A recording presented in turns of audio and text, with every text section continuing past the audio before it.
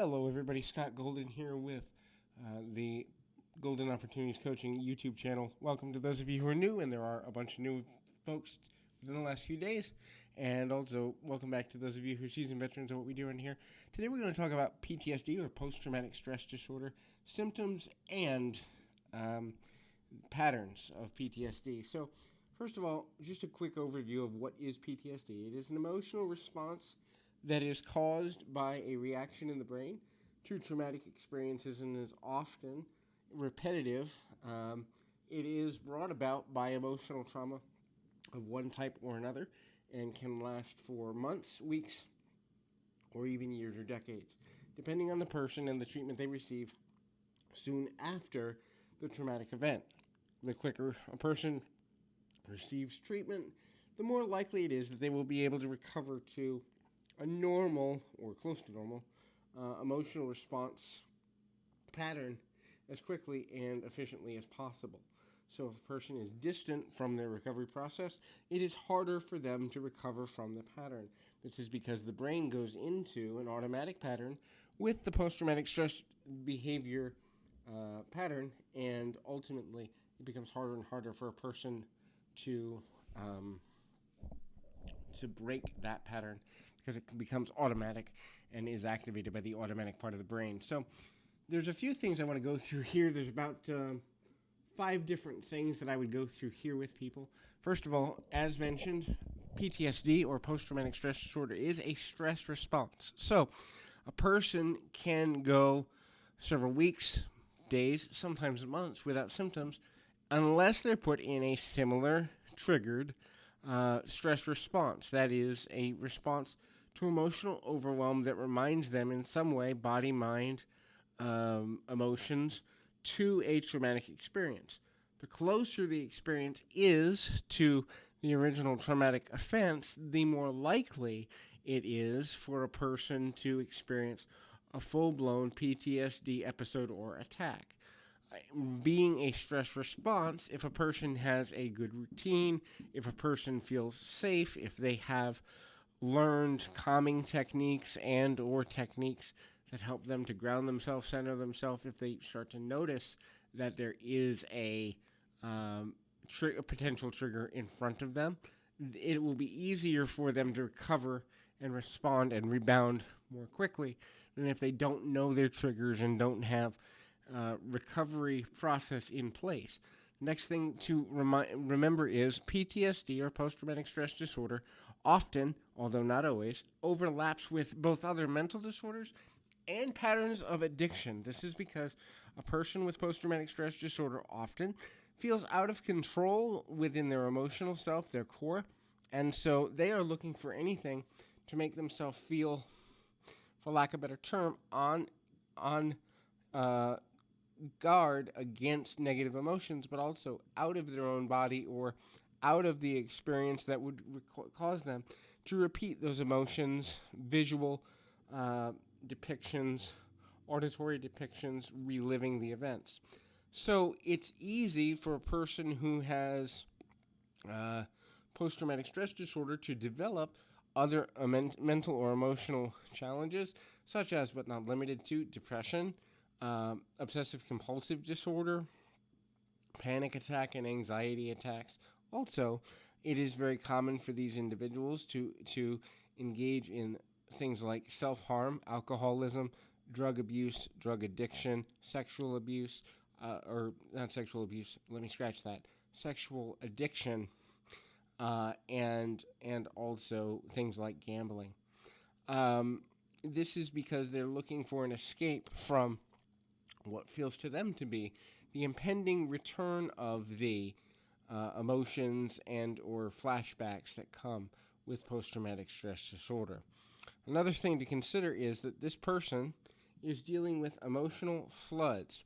When a flashback comes, when a repeat event comes, they are reliving it as though it's happening in the moment. And for lots of folks with PTSD, myself included, and I share that only because there is recovery, and I would say that I am somewhere between 85 and 95% recovered from the trauma that I suffered.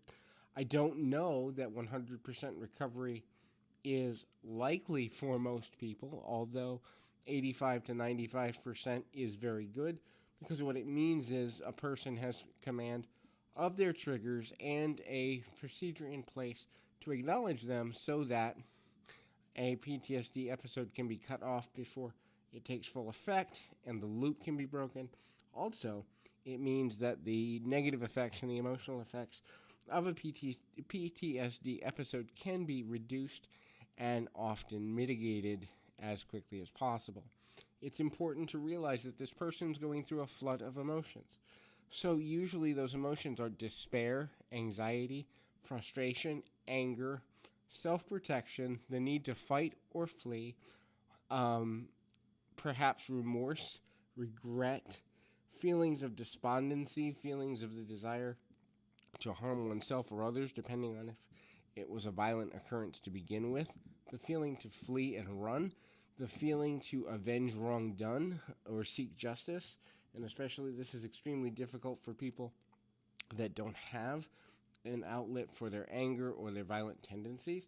Many people with PTSD are mistaken for being violent people when in reality the violence is often a reaction to their place of fear, and so that can be extremely difficult. Keep in mind all of these emotions go on at the same time, so the brain goes into overload, and when the brain goes into overload, this person may act irrational, or even in some cases look psychotic or incapable of handling their emotions. It's very important to ground the person if they're going through an attack, unless they've told you to stay away.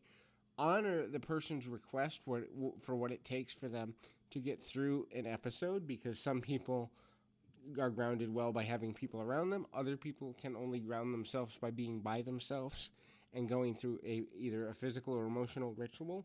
Some people use music to help. Some people use art therapy. Other people use physical exercise. Each person is different.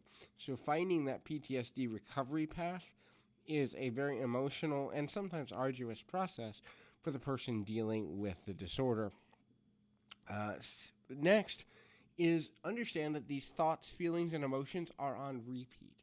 So a person can have the same flashback literally hundreds or thousands of times in a lifetime, or they can have a series of flashbacks depending on if it was a series of events. In other words, for a person with abuse, it may not always be the same event that they see, but it may be a series of events. For a person that's been through war, it may be a series of steps or a series of experiences that they have, and it may not be just one incident. But those incidents are on repeat, and they're on automatic recall. So automatic recall is literally from 1 to 5 seconds in the mind of a person with PTSD. They can be transported back to the original incident and the emotional state of the original incident. So that means you can be having a perfectly good day, and if a person gets hit with a trigger, they're gone. They are immediately out to lunch. They're immediately in that self-defensive mechanism. Now, that can be extremely difficult for people who are trying to support the person, because if you don't know the person well enough to know their triggers and you haven't talked with them through it, you're going to think you did something wrong. You're going to think that you were the cause of their pain or their discord or their emotionalism, when in reality it has nothing to do with you. And here's the important part for support members such as family, friends, loved ones, children, spouses. You can't prevent it either. This is something that the survivor goes through. You can be there for aftercare. You can help to point out triggers. If the person will let you close enough to do it, you can try to cut off negative behaviors if a person looks or is behaving self-destructively, but you cannot prevent the experience, because the experience is intrinsical to the mind of the sufferer. And the last one is, many times PTSD, post-traumatic stress disorder, is caused by abuse in childhood or in early adulthood, and can cause the sufferer to be abusive to themselves. So self-harm becomes almost an outlet. I hurt constantly.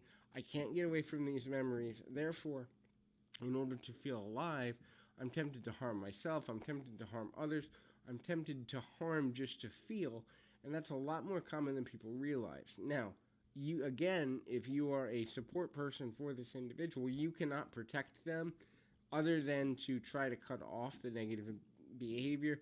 Obviously, encourage them to seek mental health treatment if they're open to it, but at the same time, don't press that too far, because if a person's not ready, and here's the hard part, if a person's not ready to go through the process of trauma recovery, if we push them too hard, we actually push them towards the very experiences and things we don't want, because they feel rejected, which heightens the likelihood of a flashback. I am rejected because this thing happened, therefore they relive the thing.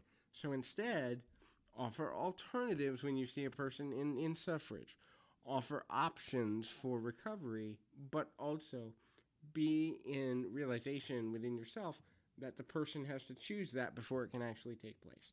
So that is the goal of this first audio here today. I encourage you, keep your feet on the ground, your mind in the moment. If you are struggling with PTSD or any other challenge, I do coach people with this.